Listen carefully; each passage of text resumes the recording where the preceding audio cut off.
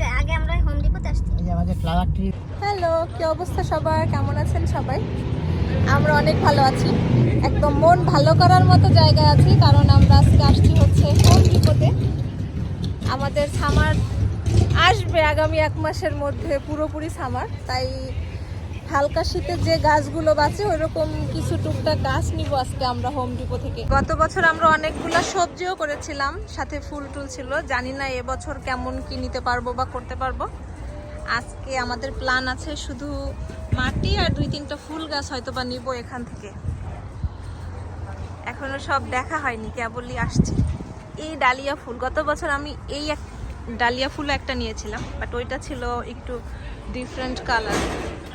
এভান্টস, তুমি কি নিবা? আমরা নিচ্ছি পটিং মিক্সের যে মাটিটা, এইটা, কারণ আমরা তো টবে গাছ লাগাই, মাটিতে না, এই জন্য হচ্ছে ওই মিক্সটা নিচ্ছি। একটা গাঁদা ফুল নিয়ে যাই, প্রথমে শুরু করি। গাঁদা ফুল তো এই হালকা শীতে মারা যাবে না না, এই মাটিতে হালকা শীতে খাওয়া হয়। এটা নেই, বাংলাদেশে তো শীত সময় হয় এটা।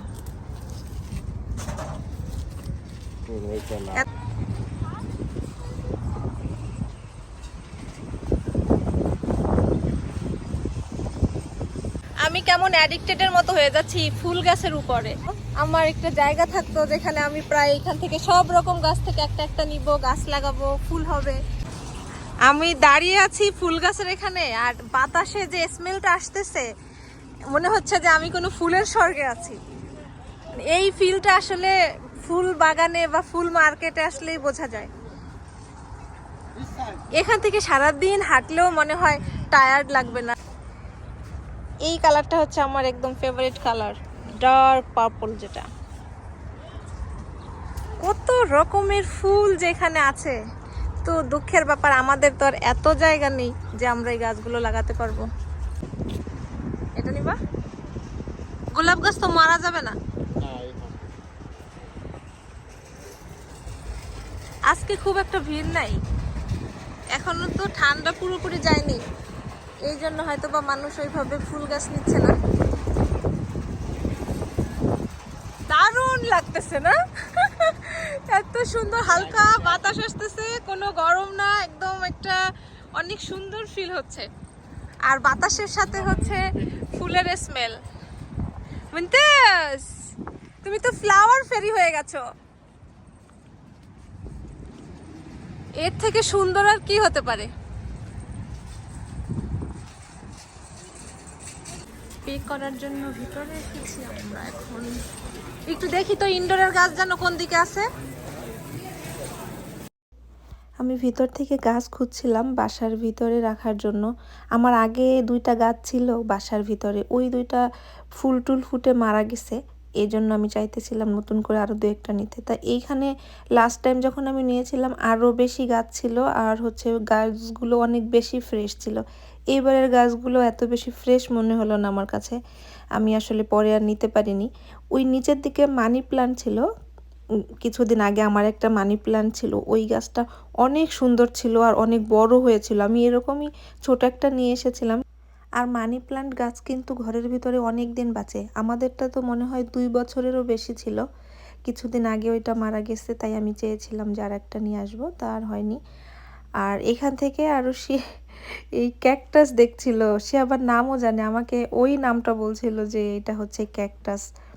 তারপরে আমরা আর ঘরের জন্য নিতে পারিনি, আরুষির পাপা পে করছিল যেগুলো আমাদের নেওয়া হচ্ছে ওইগুলোর জন্য। বাজার করা শেষ, গাছ টাছ নিয়ে নিয়েছি আমরা। এখন দেখি কতদিন বাঁচে আমাদের গাছ, এখনো তো ঠান্ডা চলতেছে, বাতাস দেখে যাচ্ছে আমার চুলের কি অবস্থা। এটা হচ্ছে আমাদের প্রথম স্টেপের গাছ, প্রথম ধাপে আমরা এইগুলাকে লাগাবো। তারপরে আস্তে গরম পড়বে যখন আস্তে আস্তে, তখন আমরা গাছ বাড়ানোর চেষ্টা করব কোনটা কোনটা লাগাবো।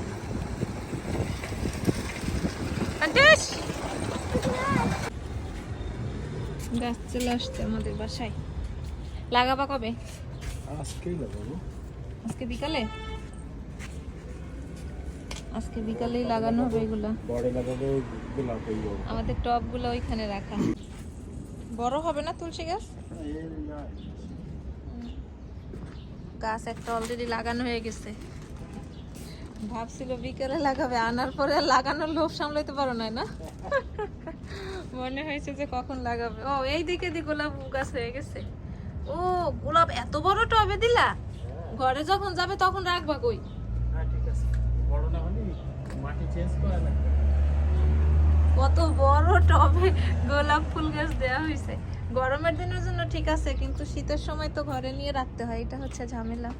এই হচ্ছে আমাদের গাছের ফাইনাল লুক।